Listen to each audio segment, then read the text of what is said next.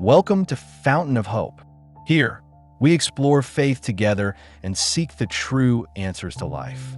Today, we continue our series, Biblical Figures, the Truth Behind the Stories. Through real lives and real struggles, we dive deeper into the Bible and into the heart of a God who is still at work in your life and mine. Sometimes the deepest pain doesn't come from others rejecting us, but from that quiet, persistent voice inside.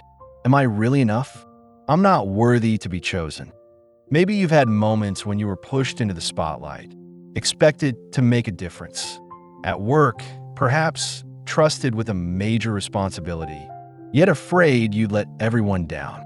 Or maybe in your family, you were the one everyone looked to, but you felt like you'd never be good enough.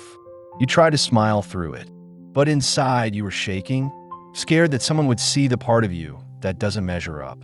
What makes it worse isn't the pressure. It's the belief that you don't even have the courage to try. You'd rather hide. Let someone else step up.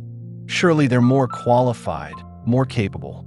But in those moments of hiding, did your heart ever whisper, "I wish I could. I wish I dared to say yes"? There's someone in the Bible who wrestled with that same feeling. He was born in chaos. His mother hid him in a basket and set him afloat on the Nile. He was found by Pharaoh's daughter and raised as royalty. But one impulsive act, he killed a man, and he ran. He became a fugitive. For 40 years, he disappeared into the wilderness, leaving behind a palace to live as a shepherd.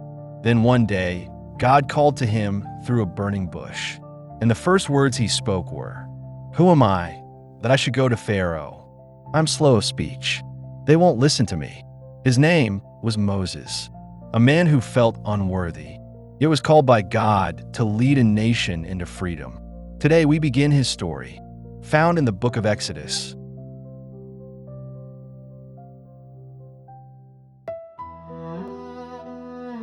Moses' story began in a time of deep despair. The Israelites were enslaved in Egypt, their lives filled with bitterness and toil. Pharaoh had ordered every newborn Hebrew boy to be killed. The Nile had become a river of death. But one mother, Jochebed, refused to give up. She wove a basket out of papyrus reeds, placed her 3-month-old baby inside, and gently set it afloat among the reeds of the Nile. His sister, Miriam, watched from a distance, holding her breath as the basket drifted down the water, her heart pounding with fear. She didn't know that God's plan was already in motion, right there on the surface of the water. And then, a miracle. Pharaoh's daughter came to bathe in the river. She saw the crying baby, and her heart was moved with compassion. She took him in and named him Moses, meaning drawn out of the water. Even more incredibly, Moses' own mother was asked to nurse him. And so, the son of a slave became a prince in Egypt. He grew up in the palace, clothed in fine robes, trained in the wisdom and laws of Egypt, surrounded by splendor far beyond his people's suffering. But his royal status never erased his identity. Moses saw the Hebrew people beaten, straining under the weight of heavy bricks, their cries piercing his heart like a blade. One day, he saw an Egyptian taskmaster brutally attacking a Hebrew man. No one was around. Moses acted. He killed the Egyptian and buried him in the sand. He thought no one had seen. But the next day, another Hebrew mocked him. "Are you going to kill me too, like you killed the Egyptian?" Word reached Pharaoh. He was furious. Moses had to flee, abandoning the palace, running into the wilderness of Midian. From golden halls to desert winds, from prince to shepherd, he settled in Midian, married Zipporah, the daughter of a priest named Jethro, and had children. Life grew quiet, but in the stillness of the night, as he guided his flock alone, he must have wondered, "God, is this all there is? Wasn't I meant for more? I tried to help my people, and all I became was a fugitive." 40 years passed. He was no longer a prince, no longer a hero, just an old man in the desert with his sheep. And maybe he thought his story had ended, until one day, On Mount Horeb, he saw something strange. A bush engulfed in fire, yet not consumed. He drew closer, and from the flames came a voice. "Moses, Moses." He stood barefoot on holy ground, not knowing that this fire, this holy fire, was about to reignite the very purpose he thought had long burned out.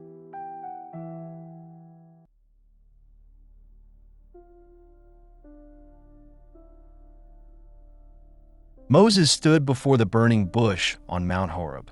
The flames blazed, but the bush was not consumed. And from the fire, God spoke, "Moses, take off your sandals, for the place where you are standing is holy ground." Trembling, Moses stood barefoot in the desert sand. As God said, "I have seen the suffering of my people in Egypt. I am sending you to Pharaoh to bring them out, into a land flowing with milk and honey." Moses froze. He didn't say yes. He stepped back in fear. "Who am I that I should go to Pharaoh?" he asked. "I'm slow of speech. The people won't listen to me." He pushed back again and again, even pleaded, "Lord, please send someone else." He was afraid of Pharaoh's power, afraid of his people's doubts, and most of all, afraid that he, an exile, a fugitive, was the wrong choice. But God didn't rebuke him. He simply said, "I will be with you." God gave Moses signs. His staff turned into a serpent. His hand turned leprous and then healed. He even sent Aaron, Moses' brother, to speak for him. And finally, Moses laid down his shepherd's staff and began the journey home. Back in Egypt, Moses and Aaron gathered the elders of Israel and shared the promise of God. The people bowed in worship. Hope was rekindled. But then came Pharaoh. They stood before him and said, "The Lord says, 'Let my people go.'" Pharaoh laughed. "Who is this God? I do not know him." Not only did he refuse, he made the Israelites labor even harder, forcing them to make bricks without straw. The people turned on Moses. "You've only made things worse. We'd rather remain slaves." Moses broke down. He cried out to God, "Lord, why have you brought this trouble? I obeyed, and now it's even worse." He thought he had failed. He thought maybe he really wasn't the one. But God said, "Now you will see what I will do to Pharaoh." God's plan never begins in comfort. It unfolds where the path seems impossible, right where miracles begin. God sent plagues to shake Egypt. The Nile turned to blood. Frogs covered the land. Darkness fell. Locusts swarmed the skies. And finally, the death of the firstborn.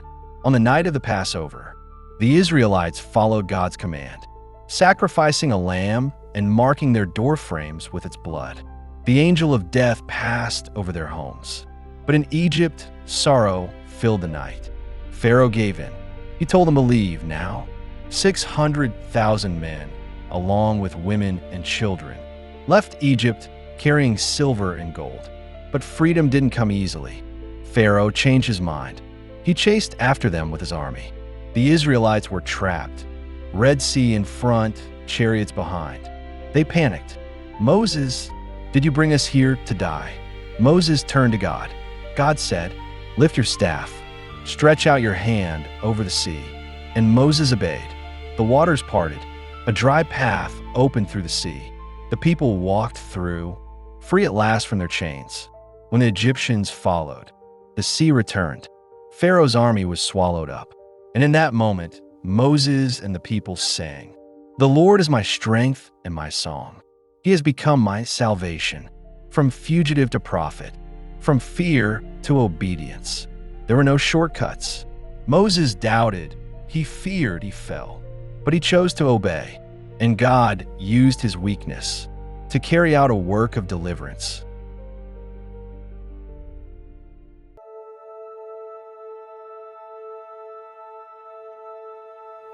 The waters of the Red Sea closed behind them, and the Israelites sang songs of praise.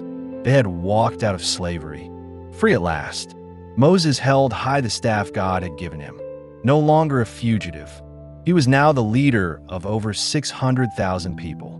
But the road to freedom was harder than he imagined. In the wilderness of Sinai, the people quickly forgot the miracle at the sea. When they lacked water, they grumbled. Did you bring us out here to die of thirst? When food ran low, they cried out. We had meat in Egypt. Better to be slaves than starve here. Moses was exhausted. He cried out to God, how can I carry this burden alone? And God answered. He sent manna from heaven. Water flowed from a rock. But the hearts of the people were like the desert sand, unstable and always shifting. Then came their greatest rebellion. God called Moses up the mountain to give him the 10 Commandments. But the people grew impatient. They said to Aaron, make us a god to go before us. Aaron gave in. He took their gold and made a golden calf. The people danced and shouted, this is the God who brought us out of Egypt. When Moses came down the mountain and saw the idol glowing in the firelight, he was furious. He smashed the tablets. He tore down the idol. He turned to God and cried, why are these people so rebellious? God's anger burned. He said he would destroy them and raise a new nation from Moses. But Moses refused that glory. He stood between God and the people and fell to his knees. Please forgive their sin, but if not, then blot my name out of your book. He wasn't seeking honor for himself. He was interceding for a people who didn't deserve it. The same man who once said, I am not worthy, was now willing to lay down his life for others who were unworthy too. God heard his prayer. He forgave the people, but warned them. He told Moses to continue leading. So Moses climbed the mountain once again, 40 days and nights, asking not for glory, but for one thing. Lord, if your presence doesn't go with us, do not send us from here. From runaway fugitive to selfless prophet, Moses' obedience didn't come from strength, but from trust. He believed in the one who called him, even in the face of rebellion. He kept returning to God. He admitted his weakness and asked for mercy. His staff was no longer just a shepherd's tool. It became a vessel for God's power. Moses' life reminds us, God doesn't call the perfect. He calls the willing. If you feel unworthy, that's okay. God already knows your weakness. If you're afraid to fail, that's okay too, because God says, I will be with you. If you've ever doubted yourself, if you've ever wondered whether God chose the wrong person, remember, this is not the end of your story.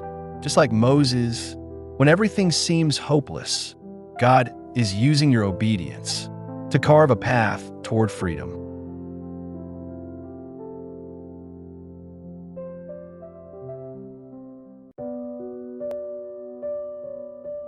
Moses' life was a long, winding journey from the wilderness to the edge of the promised land. He once floated down the Nile in a basket of reeds, raised as a prince in a palace, but became a fugitive after one impulsive act. For 40 years, he lived in the land of Midian, believing God had forgotten him. But then, the burning bush reignited his calling. The dry path through the Red Sea became a testimony to his obedience. The golden calf tested his heart of intercession. He had doubts. He had fears. He shattered the tablets. He once cried out, I'm not worthy.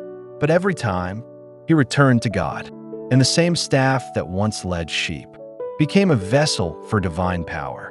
Moses' story is like a mirror. It reflects our own struggles. Have you ever sat in silence late at night, questioning yourself, wondering if you're truly capable of what's been placed on your shoulders? Maybe it's a burden at work, and you fear letting others down. Maybe it's a calling in your life, and you're too afraid to even try. But remember this, God never looks for perfection. He looks for a willing heart. The Bible says, God chose the weak things of the world to shame the strong. Moses' life is proof of that. Your feeling of unworthiness isn't the end of your story. It might just be where God is beginning to clear the path ahead. So if you feel afraid, if you feel unqualified, don't stop. Like Moses, take that first step of obedience. And in your weakness, God will show his glory. We'd love to hear your story in the comments.